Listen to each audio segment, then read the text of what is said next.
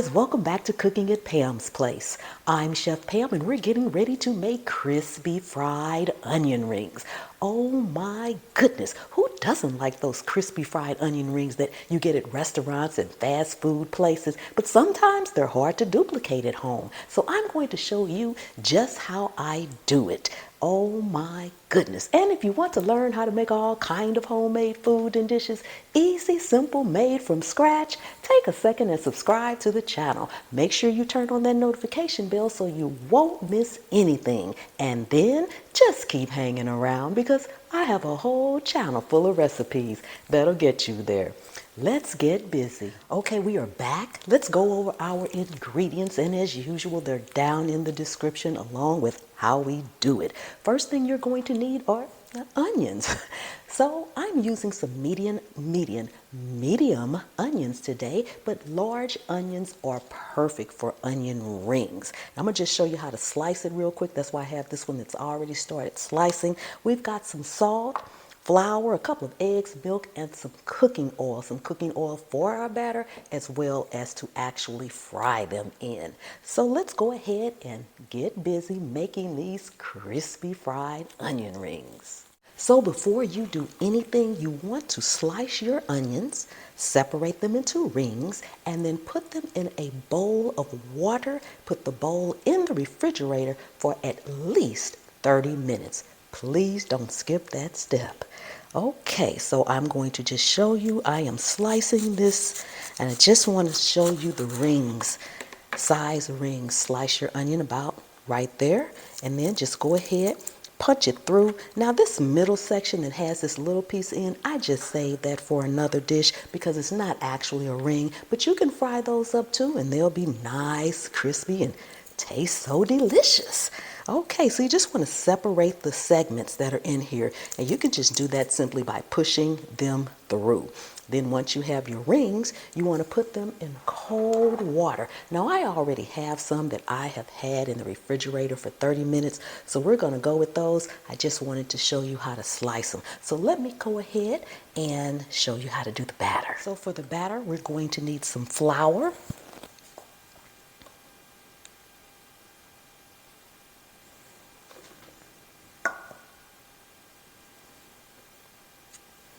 To the flour, we're going to add our salt. Make sure you mix that in really well. After you get your salt and your flour mixed together, you're going to go ahead and add in your milk. And we're going to be adding in 2 eggs. Let me crack them in a separate dish here, making sure they're okay. You can just add everything right on in to the batter,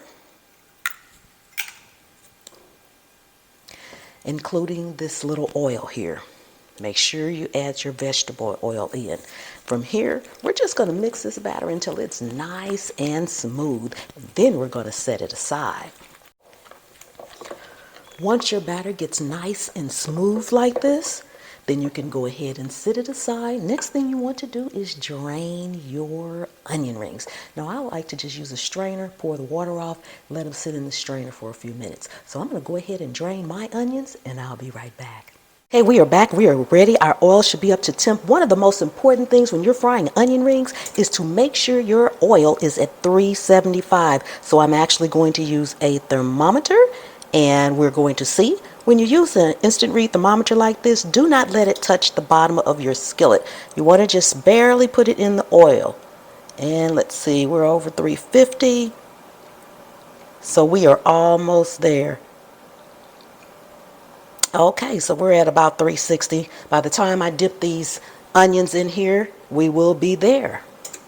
Okay, so it's time for us to get our onions in there. Excuse me, go ahead and give your batter one more stir. And if you are new to the channel, welcome. As always, thank you so much for coming. And so you don't want to, just going to submerge these in here a little bit. You don't want to overcrowd your skillet. I always say that. Always. Now, using a fork, I am just going to lift it up like that. let the excess run off. Then we're going to get it in the skillet. Just gently lay it in the skillet.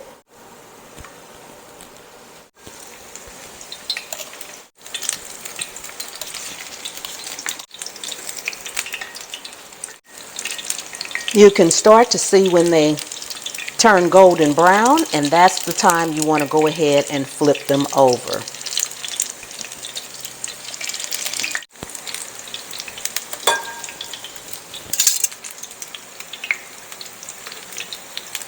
Look at that, guys. Look at that side. Isn't that amazing? Don't they look delicious? And the batter is staying on them.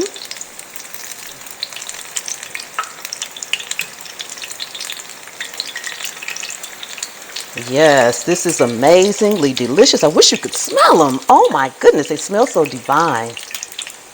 Delicious. And you want to just keep putting them in until all of your onion rings are complete.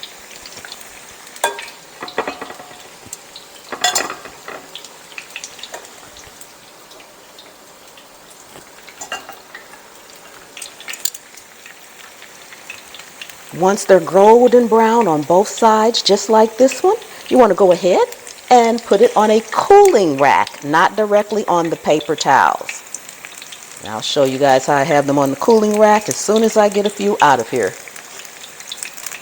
So this is how you want to cool them while you cook the rest. And we'll be back.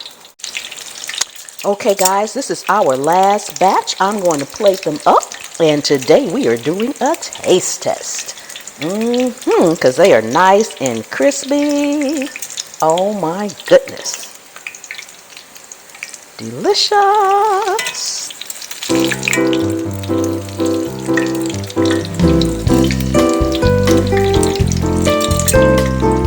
Guys, don't they look amazing? Oh my goodness. If you all could just smell them. They look, they smell, Oh my, so let's go ahead and taste one. Ooh, okay guys, look again. Don't they look amazing? Yes. Ooh, have a bite. Okay, let's go ahead and taste one. In the meantime, guys, thank you so much for coming and hanging out with me in my kitchen today. I really do appreciate each and every one of you guys. Oh my goodness.